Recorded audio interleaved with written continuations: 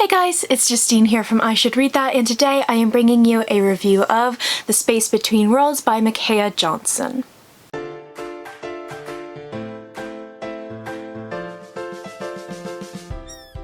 So really quickly, just before we get started with this review, I wanted to note that I was indeed sent a proof copy of this book by the publisher in exchange for an honest review.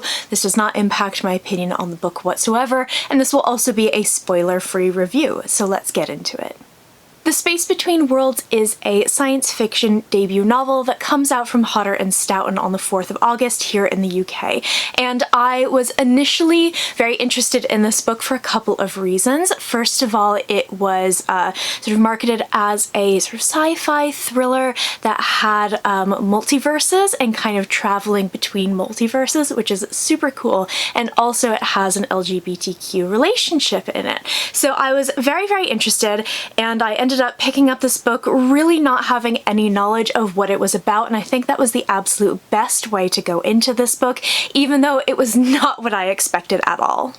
Although I didn't know a huge amount about the plot of this book before kind of diving in, I do think that I had some expectations because of the sort of idea of it being a sci-fi thriller, and it does definitely have those thrillery bits, especially in the second half of the book, and I'll talk about that later. But to me, this is much less sort of thriller, even though it does have those parts, and much more about everything from classism and poverty to identity and the recovery from trauma and family, and it's just so interesting and really well executed. It's a novel that has a lot of layers and complexity to it.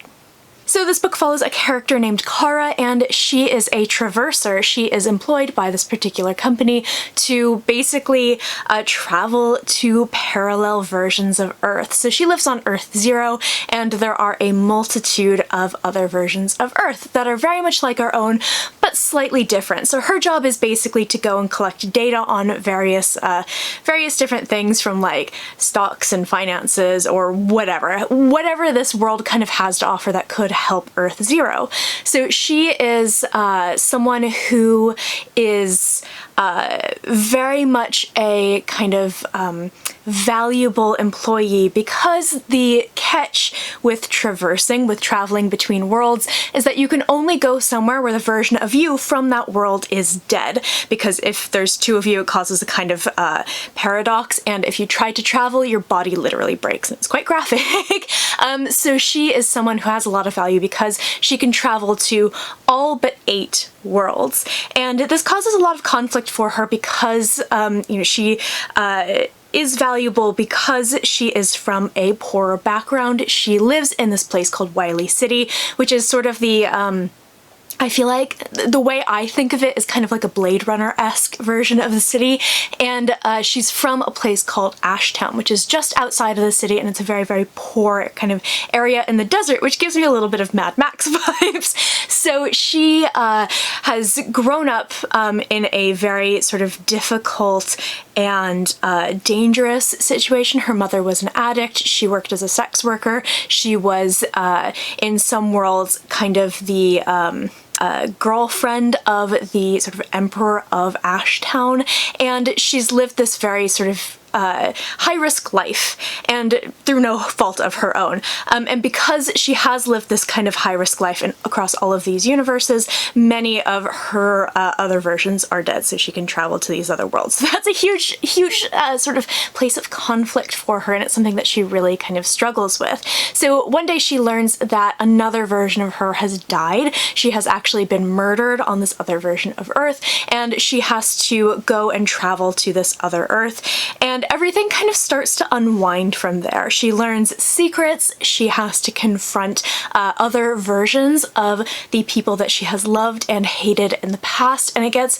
real complicated, and it's really, really interesting. So the thing that I really loved about this book is the fact that the world building really complements this whole idea of identity. So she is a woman who is kind of struggling with her place in the world, just between living in Wiley City and having, although she's not a full citizen, she has these privileges that she would not normally have in Ashtown. However, so much of her identity is wrapped up in her background and how she grew up and her family. So she's really struggling with that aspect. And then on top of that, you throw in the fact that she travels to these other worlds and she sees other versions of her mother, whether she got religion and was no longer an addict, where she was completely addicted to drugs and either died at a young age or, is still living in this kind of horrible circumstances. She was the ex-partner of this guy named Nick, who is the Emperor of Ashtown, and in a very, very, very abusive, physically abusive relationship with him. And she sees different versions of him. She has different versions of, on Earth Zero, her step-family, who are not her step-family in other worlds. And it gets really complicated and it really messes with her head. And the fact that that is tied into the world building is really, really fantastic. I really love the way that she built the multiverses in this particular book. I think there's some things that you would definitely expect from a world that has these kind of multiverses. So for example, the different people with slightly different changes maybe to their personality or their circumstances. That's something that I think is kind of standard for parallel universes. However, she adds so many more layers to this story, and there's a lot of them that I don't want to talk about that I think should be a surprise, but she did this in a very, very clever way. This book is a really, really clever book, and I think that that can kind of sum it up really well. There's a lot that I just absolutely adored, a lot of kind of newer concepts to me, and there's one thing in particular that happens quite early on, and I realize that this is ironic because I'm doing a review of this book right now, but I do kind of encourage people to avoid reviews because I feel like this thing will be mentioned in reviews, and for me, even though it happens quite early on, completely blew my mind and really set the stage for this book for me. So weirdly, I'm gonna say possibly avoid reviews for this one before you pick it up, or at least before you start it. But there are a lot of concepts in this book that she does that I thought were really, really great. Kara is a really, really interesting character, and I think the fact that this story is told, I think, completely from her point of view, but also told in the first person really impacts the story because so much of it is wrapped up in her own identity and her own experiences. And I thought that she was fantastic. She's not perfect. She is difficult. She's definitely an unlikable heroine. She is quite mercenary in some of her attitudes, and she is an incredibly strong character who's very much out to survive. And a lot of that kind of survival instinct comes from the fact that she has a really, really difficult past. One of the things that I'll mention later, just a content warning, is that there is a lot of on-page physical abuse, domestic abuse, that she suffers at the hands of her partner, her former partner, who she is still with across many of these worlds, and her kind of complicated feelings around him. She hates him, but she also loves him, and I thought that her representation of an abused woman was really fantastic and incredibly hard-hitting. So she's someone who definitely has those vulnerabilities, so she definitely seems human, but she is a very cold person, especially at the beginning of the book, and she is someone who is very much out to make things work for herself, but you can definitely understand why. There's a lot of other characters in this book, and I don't want to talk about them too much because we would just go into spoiler territory, but I really loved her, her sort of almost like her minder when she is off-world, named Dell. And Dell is the character who she's definitely got some very intense feelings for, and she's absolutely convinced that Dell hates her. And Dell kind of acts like she hates her.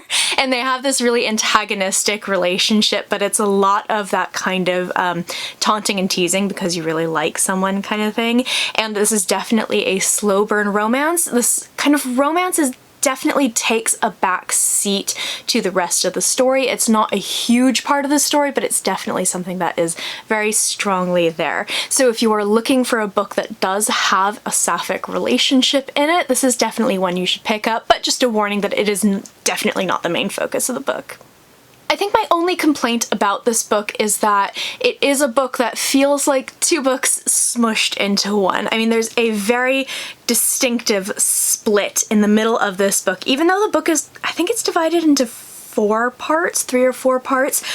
Really, there is a split. There is a moment where book 1 ends and potentially the next book would begin. And it is a little bit jarring. It does have a very different feel to it between the first half and the second half. I mentioned earlier that some of it feels a little bit Blade Runner in aesthetic and some of it feels a little bit Mad Max in aesthetic. You definitely get the Mad Max in the first half and the Blade Runner in the second half, and they feel like 2 completely different stories. It's not necessarily a bad thing because it definitely does make sense, but it does in a way feel like 2 sort of very tightly related novellas stitched together into one. And I do think that because that shift does happen midway through the book, it was a little bit jarring, but honestly, it didn't hugely detract from my enjoyment of the novel. So as I mentioned before, there is a bit of a content warning for this. There is on-page physical abuse. She describes her sort of past injuries and the injuries and abuse of other versions of herself. Some of it's quite hard to read. She is, you know, murdered in one of the worlds. She is left for dead in other worlds. She is so tormented and abused by her partner, and it is a little bit hard to read at times. So if that is something that is triggering for you, I would definitely have a really good think before starting this book. Also, this book does talk pretty in depth about sort of various traumas. So if that's something that you would like to stay away from, that's just a heads up. However, for me personally, it's not a trigger for me, so I didn't find it too difficult to get through in terms of like continuing on with the book, but it does make it a little bit of a tough read at times. So I ended up giving this book 4 out of 5 stars. I really enjoyed it. It's a really solid sci-fi debut. I would definitely recommend this. If you're looking for something that dives a little bit deeper, it's definitely not what I would have expected from a sci-fi thriller, but it has so much merit, and I think that has a lot of value, especially in terms of those deep dives into identity. So that is it for my review of this book. I would love to hear if you have managed to read it already, what you thought. If it sounds interesting to you, if it's on your TBR, let me know. I post bookish content to this channel fairly frequently, so go ahead and hit subscribe, check back soon, and I will see you next time.